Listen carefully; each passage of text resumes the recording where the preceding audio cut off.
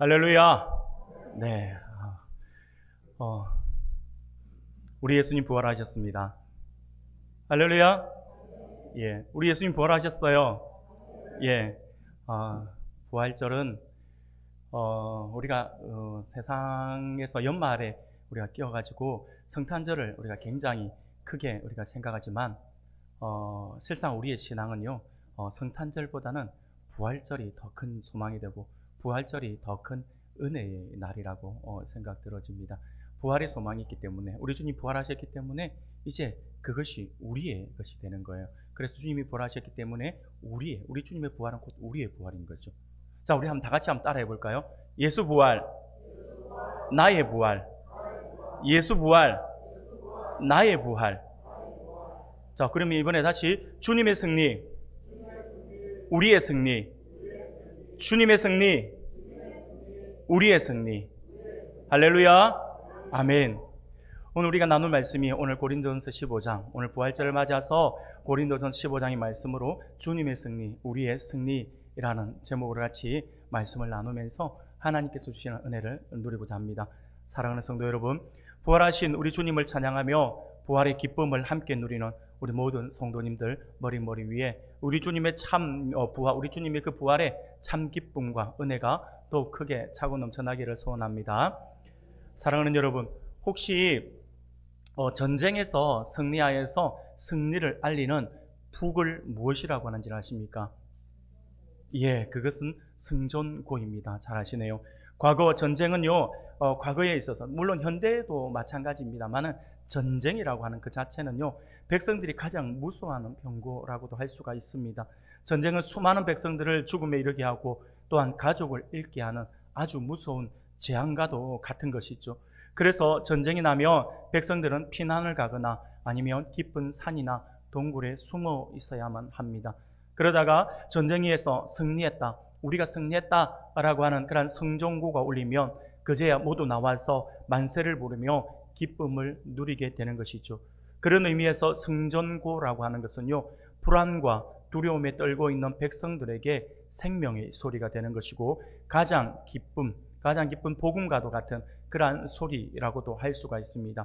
물론 이 승전고는요, 북의 소리, 북소리입니다. 북소리이지만 또한 승리를 전하는 전령의 소리를 우리는 또 승전고라고도 이야기를 할 수가 있습니다.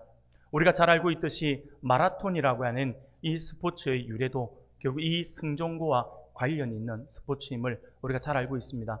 과거 기원전 490년 페르시아와 아테네 사이에서 마라톤 평원에서 전쟁이 벌어졌습니다.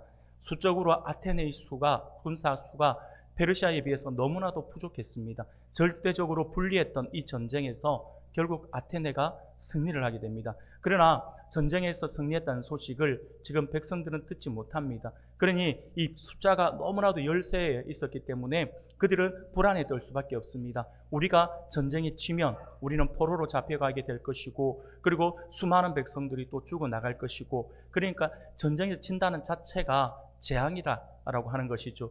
그래서 아테네 시민들은 두려움에 떨고 있는, 그렇게 두려움에 떨면서 하루하루를 보낼 수밖에 없는 것입니다.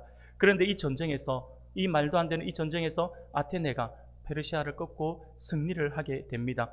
그런데 백성들은 모르고 있으니 이 기쁜 소식을 빨리 전하기 위해 페이디피데스라고 하는 이런 병사가 마라톤 평원에서부터 아테네까지 약 40km 거리를 쉬지 않고 힘차게 달려서 아테네에 도착하고 나서 우리가 이겼다라고 외치고 그 자리에서 쓰러져 탈진하여 사망하고 말았습니다. 이에 1896년 그리스 아테네에서 근대 올림픽의 창시자인 피에르 드 쿠베르탕이라고 하는 사람에 의해서 제1회 근대 올림픽이 개최됩니다. 이 근대 올림픽이 개최되면서 마라톤 경기를 정식 종목으로 도입하여서 오늘에까지 이르게 되었다라고 하는 것입니다. 이처럼 두려움에 떨고 있던 백성들에게 승리의 기쁜 소식인 승전고를 알리기 위해서 목숨을 걸고 달려 기쁜 소식을 전한 것이죠. 그러므로 이 승전고라고 하는 것은요, 단순하게 이기는 소식 이 정도가 아니라 이 승전고는요, 어떻게 보면 생명을 전하는 기쁜 소식과도 같은 것이다 라고 이야기를 할 수가 있을 것입니다. 사랑하는 우리 성도 여러분, 오늘은 부활주일입니다.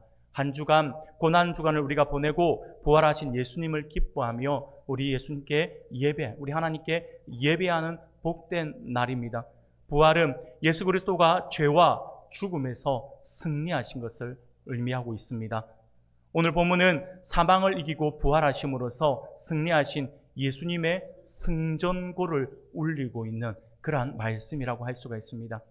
그런데 굉장히 놀라운 것은 무엇이냐면요, 바로 주님께서 승리하심으로 울려지는 그 승전고가 단순하게 주님의 승리만을 알리는 것이 아니라 오늘 말씀을 보니까 그것은 오늘 우리 주를 믿는 모든 성도들, 곧 우리의 승리를 알리는 승전고다라고 그렇게 말씀하고 있다라고 하는 것입니다.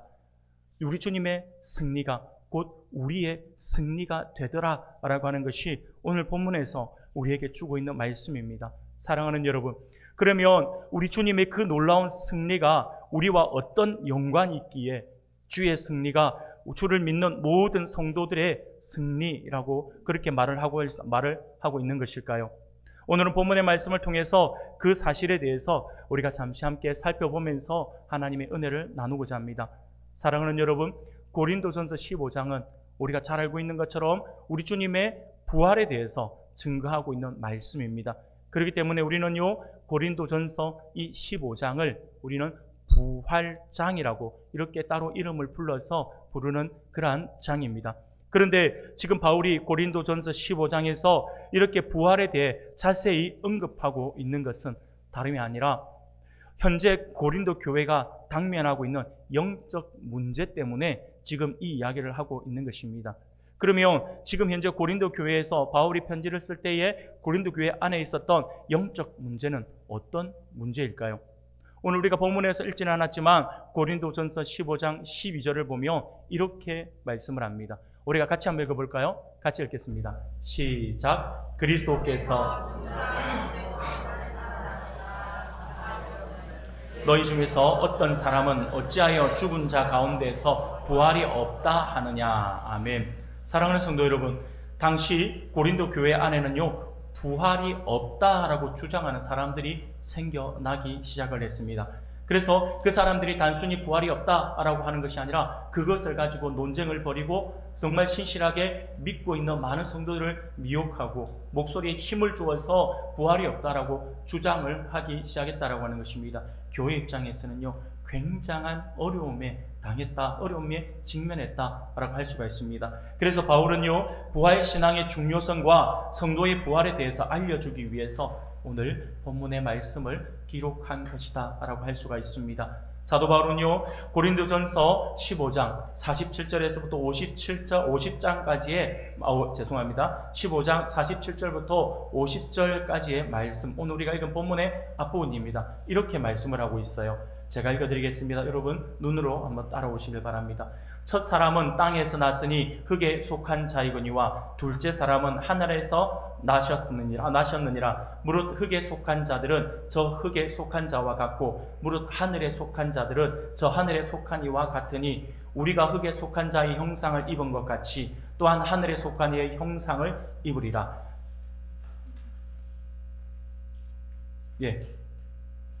형제들아, 내가 이것을 말하노니 혈과 육은 하나님 나라를 이어받을 수 없고 또한 썩는 것은 썩지 아니하는 것을 유업으로 받지 못하느니라. 아멘. 사랑하는 여러분, 이 말씀이 지금 무엇을 말하고 있는 것입니까?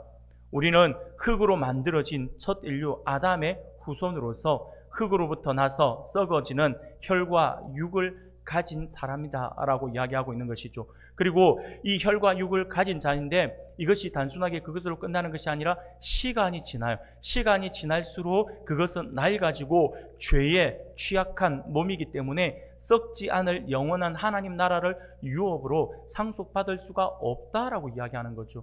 쉽게 말씀을 드리면 우리가 지금 가지고 있는 우리의 육체는 이 땅에서 흙으로 만들어진 존재이기 때문에 이 땅에서 썩어 없어질 존재라고 하는 거죠. 그런데 이 썩어 없어질 이 몸으로 천국에 갈 수가 없다라고 이야기를 하고 있는 거예요. 지금 그 이야기를 하고 있는 겁니다. 우리는 주님이 다시 오실 때 완성될 하나님 나라에 들어갈 수가 없다라고 이야기를 하고 있는 것이죠. 굉장히 놀라운 이야기입니다. 바울은 여기에 그치지 않고 51절 상반절에서 이렇게 이야기합니다.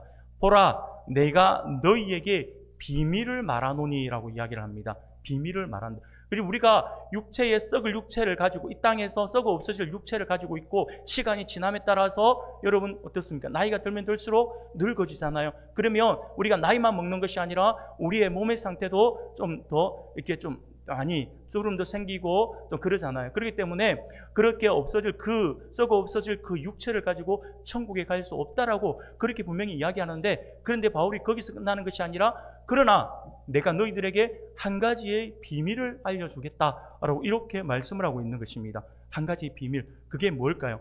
사랑하는 여러분, 성경에서 비밀이라고 하는 말이 나오잖아요. 비밀이라고 하는 말은요, 잠시 감추어졌다가 하나님의 정하신 때에 그것이 밝히 드러나는 거예요. 계시되고 성취되는 하나님의 구원 계획, 그것을 비밀이라고 이야기를 합니다. 그러면 바울이 말하고 있는 이 한 가지의 비밀은 무엇을 말하고 있는 것일까요? 오늘 우리가 읽은 본문의 앞부분이에요. 이건 우리가 같이 한번 읽어봅시다. 고린도전서 15장 51절부터 53절까지의 말씀입니다. 다 같이 한 목소리로 같이 읽겠습니다. 시작. 보라, 내가 너희에게 비밀을 말하노니.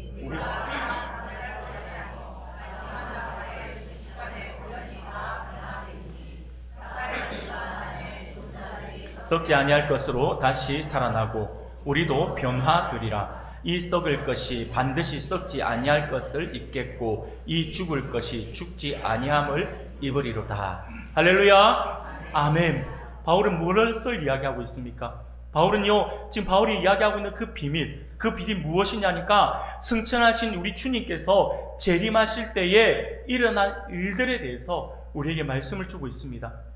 예수님은 왕의 도착과 종말을 알리는 나팔 소리와 함께 이 땅에 다시 오실 것입니다.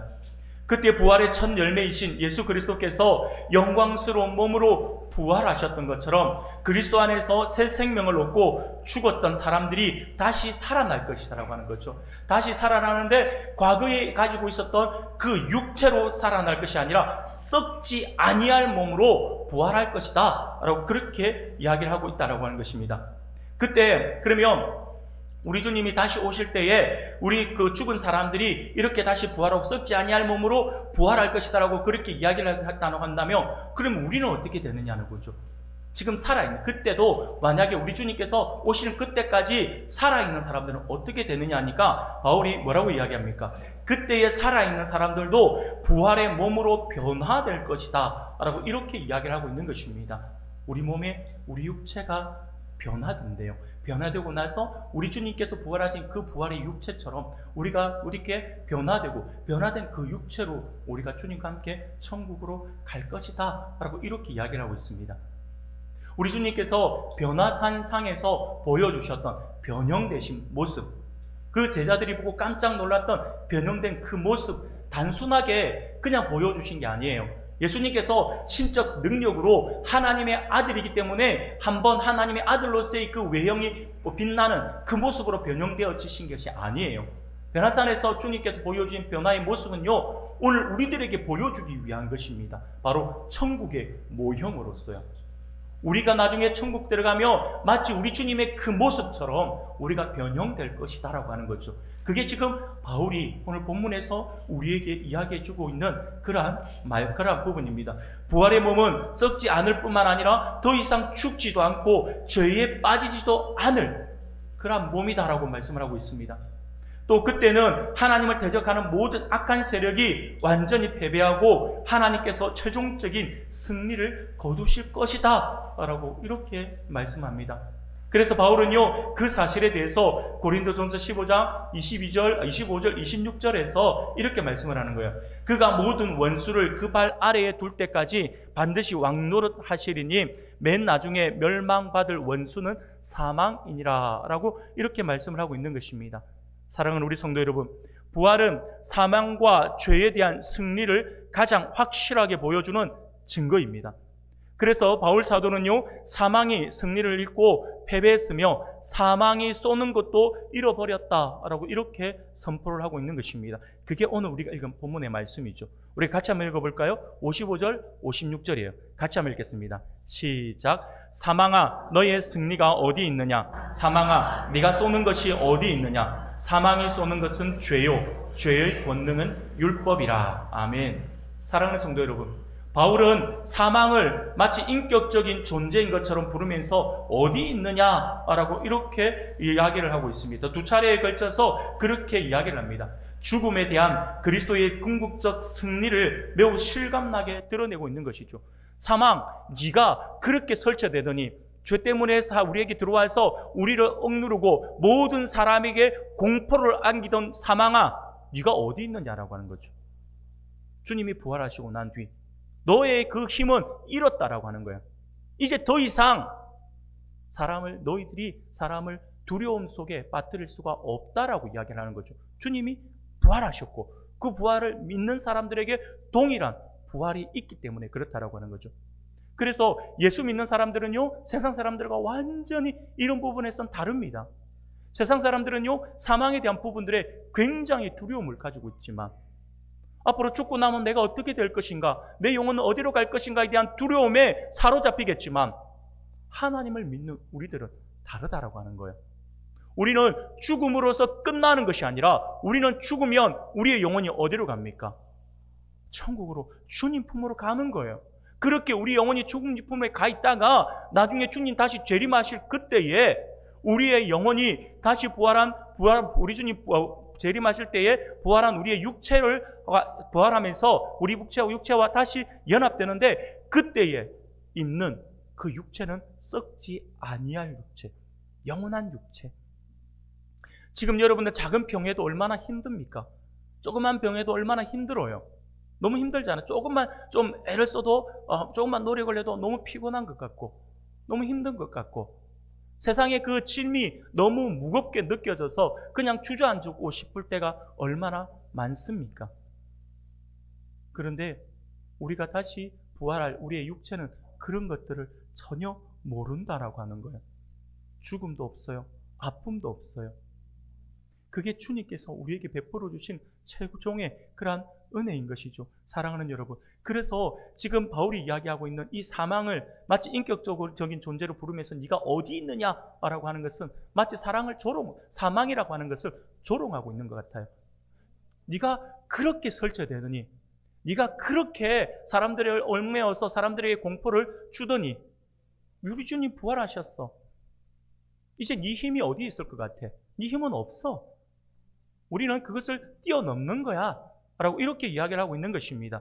사랑하는 여러분, 이제 사망은요 더 이상 자기의 승리를 자랑할 수도 없고 더 이상 고통스럽게 쏘는 그 능력도 상실했다라고 이야기를 하는 것입니다. 그러면 바울이 말하고 있는 쏘는 것이라고 하는 것이 무슨 의미일까요? 무엇을 말하고 있는 것일까요? 여기서 쏘는 것은요 전갈이나 아니면 벌레가 가진 치명적인 독침을 이야기합니다. 그것을 의미하는 거죠. 그래서 전갈 같은 거에서 한번 딱 물리면 쏘이면 사람은 목숨을 잃잖아요. 그것처럼 사망에 쓰는 그 악한 독침 같은 것들에 의해서 우리가 탁 찔리게 되며 우리는 그 사망의 그 올무에서 벗어날 수가 없다라고 하는 거죠. 사망이 가지고 있는 그 파괴력을 지금 바울이 이야기하고 있는 거죠. 너의 쏘는 것이 어디 있느냐? 독침이 어디 있느냐라고 하는 거죠. 사망에 쏘는 것은 무엇이냐니까 다름이 아니라 죄였습니다. 죄. 사망이 우리에게 악한 그 사망이 우리에게 독침을 뿜어서 우리에게 독이 들어오잖아요. 그게 바로 죄예요, 죄. 죄가 우리 안에 들어옴으로써 그 죄로 말미암아 우리가 죽음에 이르게 된다라고 하는 거죠. 그래서 이 사망에 쏘는 것은 다름 아닌 죄이고 사망은 죄에 대한 하나님의 심판의 결과이다라고 하는 것이죠. 사망은 죄를 통해서 사람에게로 들어가서 그 사람을 지배합니다. 그리고 죄의 힘은 율법으로부터 된다라고 이야기하죠. 바울이 지금 그걸 이야기하고 있습니다. 왜냐하면요, 율법은 분명 좋은 것이에요. 율법은 분명 선한 것입니다. 그러나 이 율법은요, 하나님의 법이잖아요. 하나님의 법의 기준이 돼. 율법이 기준이 되는 거예요. 구약시대에는. 율법의 기준이 되어서 많은 사람들이 율법의 기준에 맞느냐, 닿느냐, 닿지 못하느냐에 따라서 사람들이 살고 죽고가 결정이 되는 거죠. 그러다 보니까 이 율법이 기준이 되어서 그 기준에 미치지 못하는 사람으로 하여금 죄를 양산하게 하기에 사람은 율법을 기준으로 정죄를 받아서 죄인으로 판결받으며 그 죄로 인해 사망의 지배를 받기 때문이다라고 하는 것입니다. 무슨 말이냐면 바로 이 율법이 죄는 율법으로부터 율법의 죄의 힘은 율법으로부터 비롯된다라고 말씀을 드렸는데 다름이 아니라 율법이라고 하는 것이 하나님의 법인데 선을 그어서 그 기준에 미치지 못하는 사람들은 이루지 못하는 사람들은요 또 다른 내가 거기 이루고자 또 다른 어떤 죄를 범할 수밖에 없다라고 하는 거죠. 오히려 율법을 잘 지킨다라고 하는 사람들에게도 나타나는 모습이 있어요. 그게 뭐냐면 정죄라고 하는 거죠. 나는 이렇게 사는데 왜 너는 그렇게 못 살아 하면서 정죄를 하잖아요. 그 정죄받는 사람들은 마음이 너무 힘들잖아요. 그게 뭡니까? 죄잖아요. 율법을 잘 지킨다라고 하면서도 죄를 짓고 율법을 안 지키는 것 자체가 또 죄니까 또 그 죄 때문에 사망에 이르게 되고 그러니 죄의 힘이 거기서부터 비롯된다라고 이야기를 하는 것입니다. 사랑하는 여러분, 그러나 우리가 알고 있다시피 인류의 공포의 대상이었던 이 사망은요 그리스도께서 사망의 권세를 이기고 부활하심으로써 이제 모든 것이 깨어졌다라고 하는 거예요. 예수 그리스도께서 죽음을 이기시고 부활하심으로써 나아가서 그를 믿는 그리스도인들 역시 예수님이 십자가에 달려 죽으심으로써 하늘로 하나님으로부터 죄를 용서받게 하셨고 죽음에서 부활할 약속을 이미 받았다라고 하는 것이죠. 이로 인해서 사망의 권세는 예수 그리스도의 부활 직후부터 이미 그 힘을 잃기 시작한 것입니다. 더 이상 예수를 온전히 믿는 사람들에게 있어서 사망은 두려움의 대상이 되지 않습니다. 그러므로 예수 그리스도의 보혈의 십자가를 믿고 의지하는 우리들로 하여금 율법과 죄와 사망의 그 고리로부터 자유롭게 해주셨어요. 그러기에 성도는 그리스도 안에서 말씀과 성령을 의지하여서 어려움과 유혹을 극복하고 죄와 싸워서 승리할 수 있는 존재가 되었다라고 하는 것이죠. 우리 안에 하나님의 영이 계시기 때문입니다. 사랑하는 성도 여러분, 그러므로 이제 우리는 주 예수 그리스도로 말미암아 우리에게 승리를 주신 하나님께 우리는 감사해야 할 것입니다. 또한 교회는 부활을 부정하는 어떤 잘못된 가르침에도 흔들리지 않고 굳게 서서 완성될 구원과 부활을 우리가 소망해야 할 것입니다. 사랑하는 여러분, 바울은요 부활이 없다 주장하는 사람들을 향해서 이렇게 선포합니다. 고린도서 15장 14절 말씀해 보니까 그리스도께서 만일 다시 살아나지 못하셨으면 우리가 전파하는 것도 헛것이요 또 너희 믿음도 헛것이다 라고 이야기를 하고 있습니다. 그런데 우리의 지금 신앙, 우리가 전파하는 그거 헛것이 아니거든요. 그렇기 때문에 주님의 부활은 사실이다. 명백한 사실이다 라고 하는 것을 바울이 이야기하고 있는 것이죠. 내가 바보냐라고 하는 거예요. 내가 바보도 아니고 내가 멍청한 사람도 아니고 내가 거짓인 그거, 없는 그것을 내가 왜 선포하고 내 인생 모든 것을 바쳐서 내가 이렇게 다니겠느냐라고 하는 거죠. 내가 바보가 아니다라고 하는 거예요. 여러분, 바울이 바본가요? 아니에요. 여러분들 지금 신약 성경의 절반을 누가 기록했냐면 바울이 기록했어요. 멍청한 사람이 어떻게 그것을 기록합니까? 그렇게 똑똑한 사람. 바울은요 가말리엘 문화에서 공부를 했어요. 그게 무슨 말이냐? 오늘 우리나라로 치면 서울대 법대에 다니는 친구예요.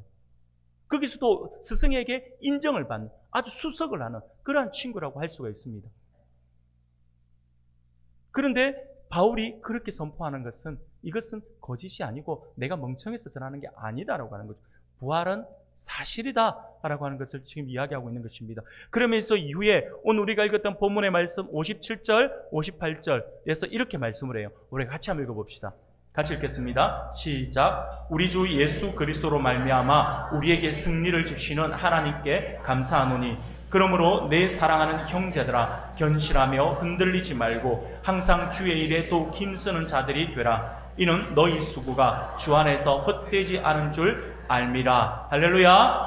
아멘. 사랑하는 성도 여러분, 우리는 영광스러운 부활과 하나님 나라를 믿음으로 바라보면서 우리의 수고가 결코 헛되지 않으리라고 하는 확신과 소망을 가지고 주의 일에 힘쓸 수 있다라고 바울은 선포하고 있습니다.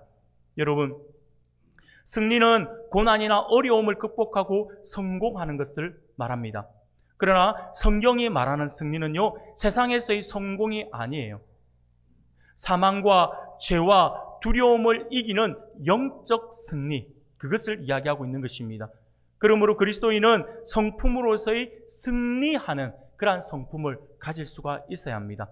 이러한 승리의 성품은요, 승리하신 예수님을 믿고 매 순간 모든 일에 최선을 다하는 가운데 삶에서 경험하는 유혹이나 고통, 좌절에 휩쓸리지 않고 극복하게 만든다라고 하는 거죠. 쉽게 말씀을 드리면 승리하는 자, 승리로서의 그 성품으로서의 승리를 가지는 것은 어떤 것이냐면 모든 일이 우리 앞에 우리가 예수를 믿는다라고 해서 우리가 예수를 잘 믿는다라고 해서 우리 안에 시험이나 고난이나 어려움이 없다라고 하는 게 아니죠.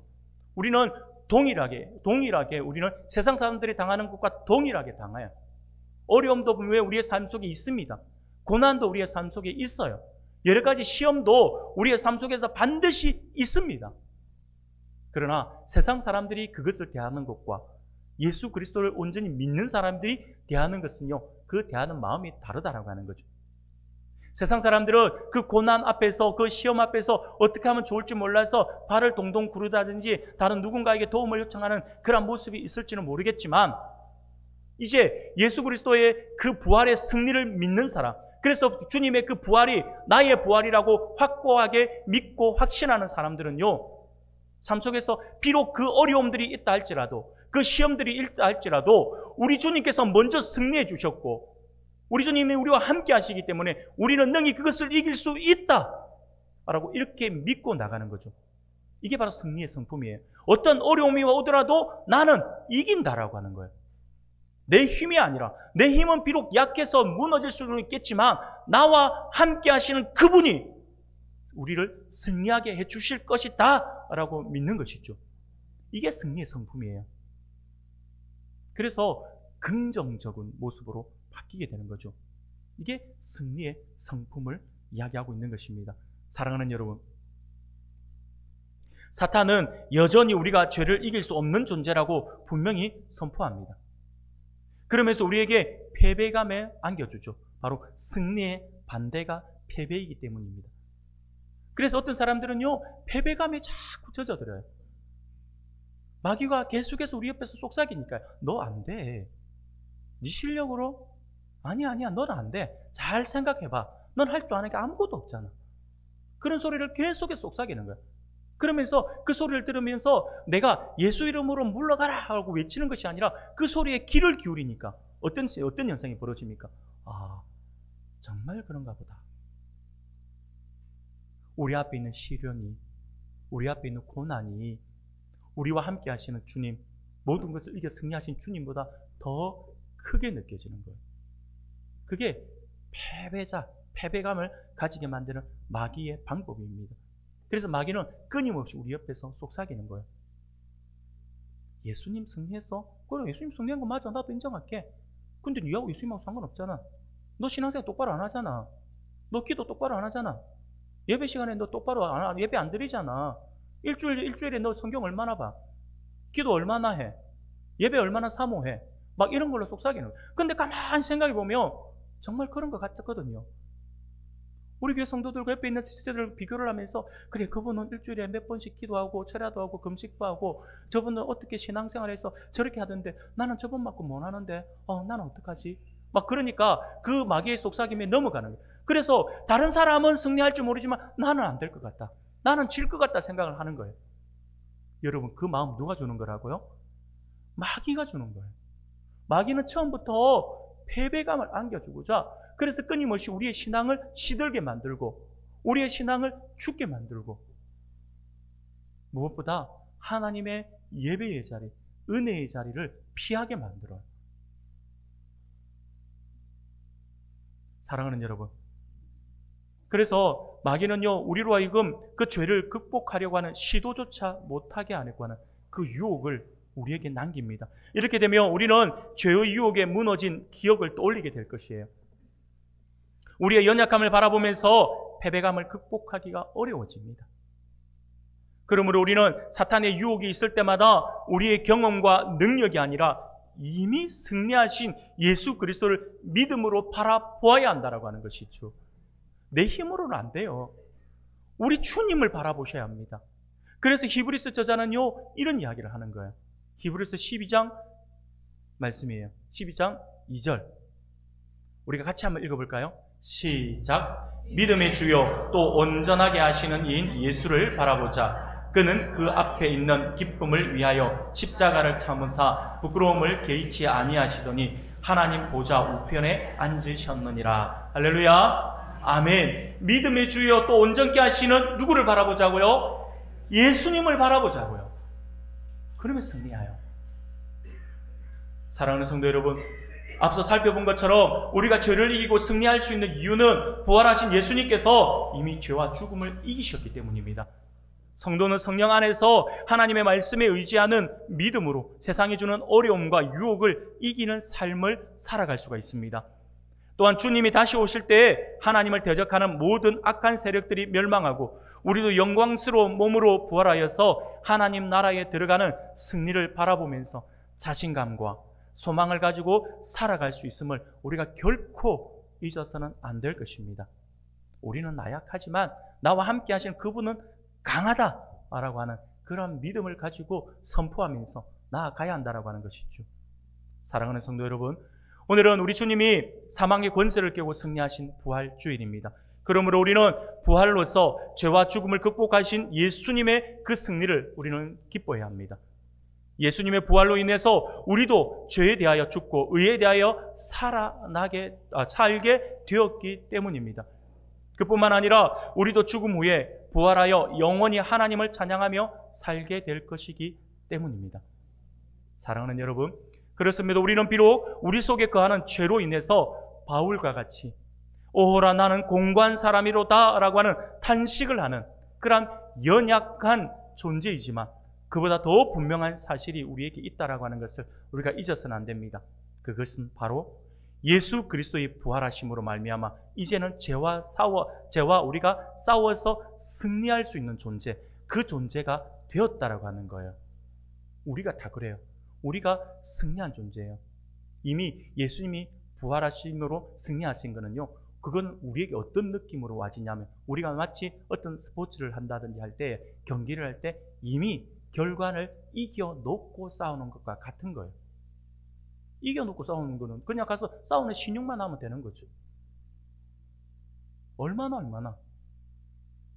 물론 스포츠로 비유를 하면 그렇게 승리를 다 이렇게 정해놓고 싸우면 그 스포츠는 재미가 없잖아요. 시시하잖아요. 박진감도 없고.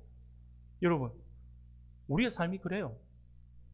우리가 예수를 제대로 믿기만 하면요, 우리의 삶은 승리로 우리가 이미 정해져 있어요. 그게 하나님께서 우리에게 보여주신 은혜입니다. 얼마나 좋아요. 사랑하는 성도 여러분, 이 사실을 우리가 분명히 기억해야 합니다. 그래서 오늘 하나님께서 우리에게 주시는 말씀을 기억할 수 있기를 바랍니다. 그래서 오늘 하루뿐만 아니라 이 한 주간의 삶 속에서 승리의 성품을 가지고 승리하신 우리 예수님을 마음껏 소리 높여서 찬양할 수 있는 우리 성도님들이 되기를 소원합니다. 예수 부활이 곧 나의 부활이요 예수님의 승리가 곧 우리의 승리다라고 하는 사실을 우리가 선포하면서 부활의 주님을 자랑하며 증거하는 그러한 삶을 살아서 부활하신 우리 주님의 참 기쁨으로서 살아가는 우리 모든 성도님들이 다 되시기를 주님의 이름으로 축원합니다. 아멘.